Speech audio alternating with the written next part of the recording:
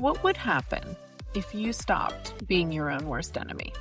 Are you constantly talking yourself out of the big things that you actually want to do? If you're feeling a little stuck right now, let's figure out why.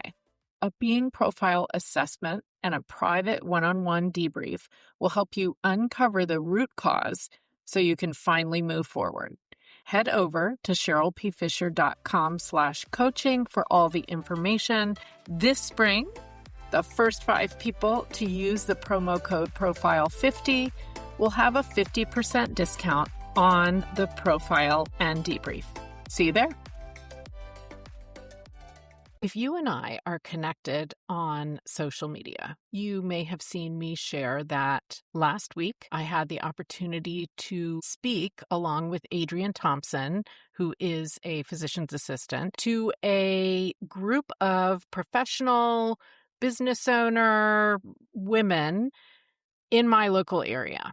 And what we were speaking on was entitled Mind Your Midlife, Busting the Myths of Menopause for Women in Business. And the comments and questions that came up during our talk, as well as after, really showed me that even though I'm talking to you every week here on Mind Your Midlife, there are a lot of us as midlife women out there who really don't necessarily know what is the best way to go through this tumultuous period, and what do I really need to do, and how can I make it easier, and is it okay to talk about menopause, and who's talking about it in a trustworthy way? So we're going to talk about that. Welcome to Mind Your Midlife, your go-to resource for confidence and success, one thought at a time. Unlike most advice out there, we believe that simply telling you to believe in yourself or change your habits isn't enough to wake up excited about life or feel truly confident in your body. Each week, you'll gain actionable strategies and, oh my goodness, powerful insights to stop feeling stuck and start loving your midlife. This is the Mind Your Midlife podcast. First of all, I loved the fact that the organization running this event, the Arlington Chamber of Commerce, was willing to have, in the main stage area, 125 or so women were attending, a discussion about midlife mindset and menopause. That is not something that you find at a typical women in business type of event, right? And there were women who were there in their mid to late 20s, in their 30s, as well as, of course, in their 40s, 50s, and 60s. So we were speaking to that 40s, 50s, and 60s group, and everybody was there listening. So the first thing that happened is we even got some questions from 30-somethings in the audience saying, what can I do to have the best preparation as I'm headed toward this period of life? Fantastic. I love that. I know that you, as you're listening to a podcast called Mind Your Midlife, are probably in your 40s, 50s, early 60s. So we're going to focus on you. And one thing that kept coming up when people would chat with me before or after we did this talk was surprise that it was okay to have this conversation about how women are doing during this stage of life, and that it was okay to have this conversation in this business conference setting. And it's interesting because being in this world of podcasters, I know there are quite a few podcasts about being a woman in your 40s, 50s, 60s. Now, of course, I think Mind Your Midlife is one of the best, and I'll tell you, there are a lot of great ones out there. So it's not just me that you might want to be listening to when you're learning about this stage of life. So if there's a lot of podcasts out there, to me, that felt like, okay, we're talking about this more. We're speaking about this more. It's becoming more the norm. We're not necessarily having to hide it. I was always thinking of a scene in Father of the Bride 2, I guess it was, when they show them getting ready for bed and the dogs are there. I don't know if you remember Father of the Bride. I love those movies. And they show her nightstand, the mom, and she has a book. I don't know what it was called. Probably not a real book, but something about, your time or the change or something like that. And she's reading this book. And I guess 20 or 30 years ago, when those movies were made, maybe that is the only way that women got information about midlife. Quite possibly that is the only way. You went to the library or the bookstore and you got a book. Now we have so many sources of information. And so I wonder if we have the opposite problem. I wonder if we get overwhelmed and we don't know, well, what do I really need to know? And who should I listen to? And now you're just stressing me out. And so I don't want to listen to all of that stuff. Or maybe it's not something you want to think about, so you stay away. I wonder if it's the opposite problem, that we have information overwhelm. Because isn't that true in so many areas of life? Isn't that true now that we have social media? And I know I'm speaking to you in your 40s, 50s, 60s. You're around the same age as me. This is not how we grew up, right? When we were growing up, how did we get information? Well, we got information in school. We got information from books. We got information from TV shows.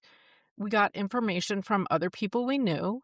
We certainly got information also from professionals like doctors or therapists or anyone who is in a people helping type of profession. And that was it, because we are pre-Google and pre-internet. So now we can get information from podcasts, from YouTube videos, from websites, from people we know, from professionals, from books, from articles, from shorts, from reels, from memes, from fireside chats with a business group locally. And it's a lot.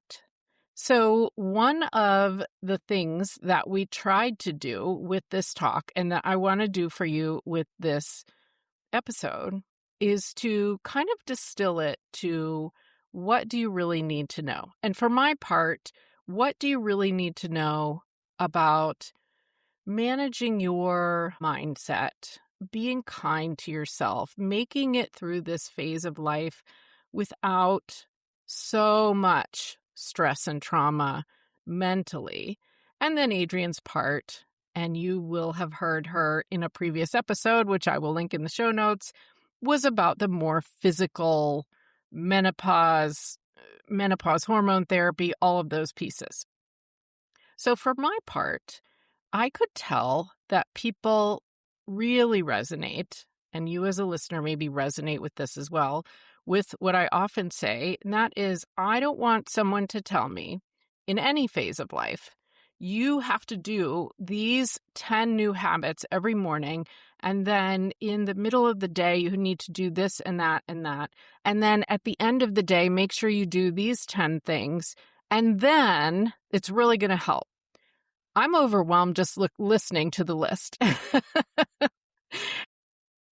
And I also think that some of this information overload, overwhelm, comes from not knowing who is the source, or maybe who are the sources that really are worthy of our trust, worthy of being listened to, and who out there are just making things up and don't have any personal or professional reason for saying the things that they say, aren't trustworthy, just are trying to get you to do something. There are quite a few people out there saying quite a few things, and I struggle with this as well. Who is it okay to listen to? Now, I'm going to tell you why it's okay to listen to me, and I'm going to also tell you to be skeptical. Check the people out. By the way, there's a reason that you're not seeing a video. If you've gotten used to Spotify video, I'm recording this after having gotten home from a workout and washed my hair. I have wet hair, and I decided you didn't need to see that. So there you go, a behind the scenes tidbit. But when I say be skeptical about who you're listening to, maybe go and actually look at their website. Go and actually look at their social media. It doesn't have to be all their social media. Maybe find them in one place. Now, keep in mind that people focus more on some social media outlets than others. I mostly focus on Instagram and LinkedIn, but a lot of my Instagram goes on Facebook, so there's some on Facebook. The others, not really too much anymore, because I do think at a certain point we have to choose. Otherwise, again, it's overwhelming. But look at their bio. Look at their About Me page on their website. Do they have any professional qualifications? What have they been through? Maybe someone doesn't have any professional qualification for the topic they're talking about, but boy, do they have a powerful personal story. I certainly have had guests on the podcast that fall into that category. Absolutely valid. For me, when I started the podcast, I wanted to make sure that I also had a coaching certification. And I, in fact, have 2, almost 3, because I wanted to make sure that I could, even just for my own self, believe inside that I am qualified to talk to you about mindset and living during this period of life in a way that you may want to listen to. And I'm not saying that every coach has to have a bunch of qualifications necessarily, but I do think it's good because I learned things doing those qualifications. One of them is ongoing right now with the Being Profile, and that I'm super excited about because now I have an assessment that I can use with my coaching clients at the beginning of a session, and we can figure out exactly what they might want to work on from looking at the results of this assessment. Amazing. They're not making it up. I'm not making it up. Here we have it on paper and we know where to go. Go, by the way, and check out CherylPFisher.com/coaching if you're curious about that. It's all on there. See, check out the website. There you go. So do be skeptical about who you're listening to. Maybe it's listening to a few episodes. Maybe it's looking at a few of their posts on social media. I don't want us to become this kind of grouchy, untrusting, assuming the negative group. I just want us to make sure that we understand who we're listening to. And so that's my first tip for you as you're going through midlife and you're trying to figure things out. There are a lot of people talking about this. It may not seem so, but there are. Go look for them. Go search midlife, go search women over 40 in your podcast app, in your social media, maybe Gen X women, see who's out there, and then, use a healthy dose of skepticism and see what you find. So once we've figured out who we want to listen to, and hopefully we've lumped me and Mind Your Midlife into that group, next, after the session, I had some really great conversations with people, and in fact have been getting emails and messages on social media as well, with people who were saying, thank you for giving me something simple that I can focus on, because they got overwhelmed. They don't have time to add a million new habits. They are listening to people telling them they need 40,000 grams of protein a day. They basically need to attach themselves to some sort of protein hose or a hose of liquids, water. It's overwhelming. And so this is why you'll see me throughout the podcast in the show notes saying, please take just a little bit better care of yourself in midlife. And I just want to focus on that for a minute, because we often get frustrated with our bodies at this point. And that would be because maybe our joints are hurting a little bit, they're cracking, they're popping. Sometimes I get up from bed or from a chair or something, and it's just crazy. We know that there is the potential to lose our fitness level, to lose muscle, to lose our waistline. Sometimes everything just seems a little bit harder from that perspective. We also have so many challenges going on. You may have challenges with your kids, with your partner, with your parents. You may be feeling like this is my last chance to change a career into something that I always wanted to do because I'm about to run out of time because I'm about to retire. There's a lot that is challenging us, and sometimes we kind of blame ourselves. We blame our bodies. We say stuff like, this stupid body, like, why are my knees falling apart? Everything is harder. Everything is harder. Everything is harder. Everything is harder. Everything is harder. It's very possible that something like that is going through your mind quite often.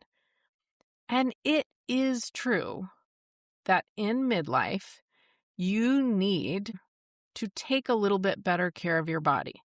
It's true, but I don't want us to blame our bodies for that.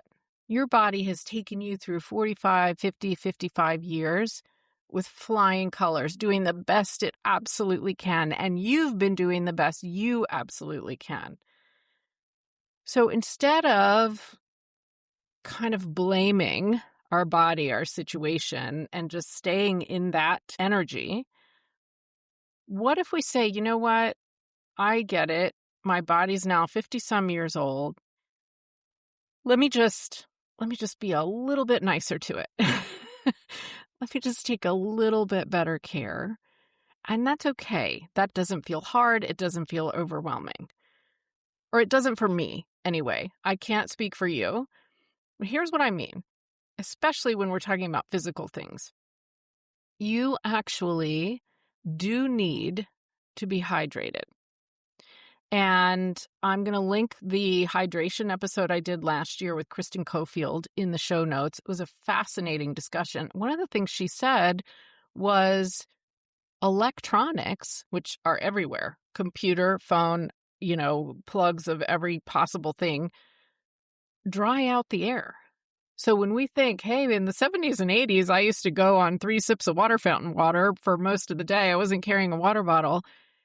Well, maybe the air wasn't so dry. Interesting to think about, right? So you do need to pay attention to hydration. If you take a look at CherylPFisher.com/recommendations, I shared something from Amazon. It's not an affiliate or anything, but this is what Kristen shared, called 10,000 volts. And it's just drops that you can put in water. You probably want to put it in something flavored because it can taste a little salty. So do read the directions. And, of course, there's plenty of hydration drinks out there. But what she said was, please be careful of the sugar. Some of them have so much added junk in them that you really don't need or want. So you could check that out. But our water is not the same as it used to be when it was a babbling brook flowing over rocks and getting minerals. We need electrolytes, which are minerals, to help us absorb that water. And we need to hydrate. And in midlife, maybe ramp it up a little bit. Because you know what that does for you? It makes your skin look better. It makes your joints feel better. It makes your brain work better. Hydration is huge. So that's a way of taking just a little bit better care of yourself. Just drink a little bit more water. In fact, I had someone email me afterwards and say, you know what? I took a few more sips of water when I thought about you today, and I'm going to keep doing it. And that's amazing. It matters. Maybe it's protein. Oh, protein. I always feel like I'm falling short on protein. But maybe you just actually pay attention when you are eating and ask yourself, am I getting any protein? And you add something. And it doesn't even have to be meat. It can be lentils. It could be quinoa. Those are 2 of my favorites. I don't really eat much dairy, but it could be cheese. It could obviously be all sorts of meats. It could be bone broth. Anyway, hopefully you get my point. Think of your food as fuel as often as you can.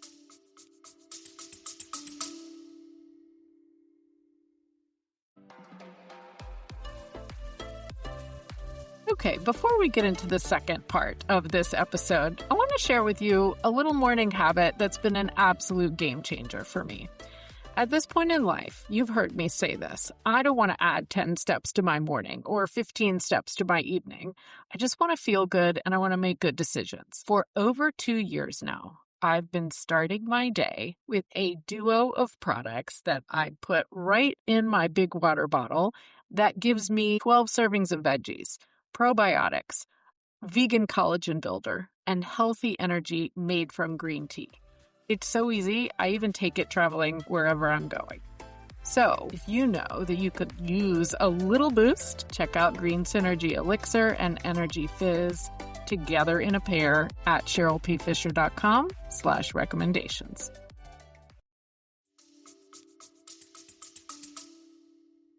I have an old podcast episode on this.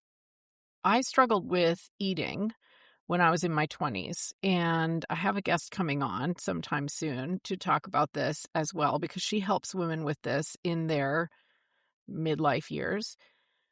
If we can look at food as fueling our body, what can I eat that will make me feel good and will not make my joints hurt and will give me energy and won't make me fall asleep in the middle of my afternoon? And then sometimes food is fun, celebratory, sometimes. Just that little shift is taking just a little bit better care of yourself. And my other favorite one that I shared in this talk, there's many, goodness, tapping, actually having maybe therapy for things that are traumatic in your life. There's many, many, many, many. But here's my other favorite little one that falls under take just a little bit better care of yourself. And that is to train your brain to look for glimmers. So, as I've talked about before, it's very easy to say positive thinking is really powerful. We have to think positive. It's not very easy to do. And the last thing we want to do is just shove everything under the rug, because you do need to feel the bad stuff sometimes. You do need to feel it, because then you can move through it, and then you often can process it better and you don't necessarily get stuck in it. That's a very generalized statement, but it's often true. You allowing yourself to feel the sadness or the embarrassment or the longing, or, I think you need emotion words to figure out what you're feeling, allows you to move through it. And tapping helps with that too. But what we can do, instead of just positive thinking all over everything, is we can start to train our brain in a very specific way to look for good things. Because your brain likes to be right. By that, I mean likes to be correct. Your brain wants to see in the world what it believes stored deep in your subconscious brain about how you believe things about the world. So if we can start to teach your brain that really cool things happen, it starts to look for more really cool things happening. And it starts to look more, and it starts to look more. And when you look for something, you'll see it. That's why you've maybe heard the saying, what we focus on grows. So the concept of a glimmer is actually a psychological term meaning a tiny moment of joy. So the example I always use, and it's so funny when I say this in a live situation, people always go, you are having a cup of coffee in the morning and you got your cream and sugar exactly right. And it tastes so good. It's the right temperature, all of that. That's a glimmer. You look outside and the day just looks beautiful. Maybe there's a little breeze fluttering leaves on the trees. It's sunny. After maybe a period it wasn't. That's a glimmer. You see somebody who's important in your life looking so happy, or maybe you say something that makes them laugh. That's a glimmer.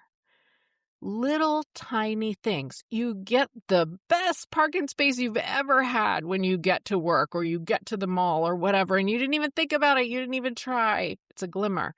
And what I want you to do is just sit for a second and feel it. Appreciate it. Feel how great that feels.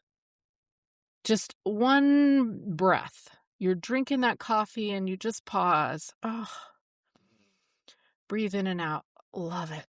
You look out your window, breathe in and out. Love it. It's so simple, and it forces us, or not forces, it teaches us to change our focus to look for the good things. Because let me tell you, I've mentioned this before, I have some really hard things going on in my life right now. And they've been going on for a long time. And I'm not exactly sure what's going to happen. And so sometimes I sit in that and I struggle with it.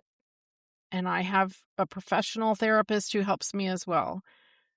And at the same time, in amongst all the hard stuff, I might find something really cool.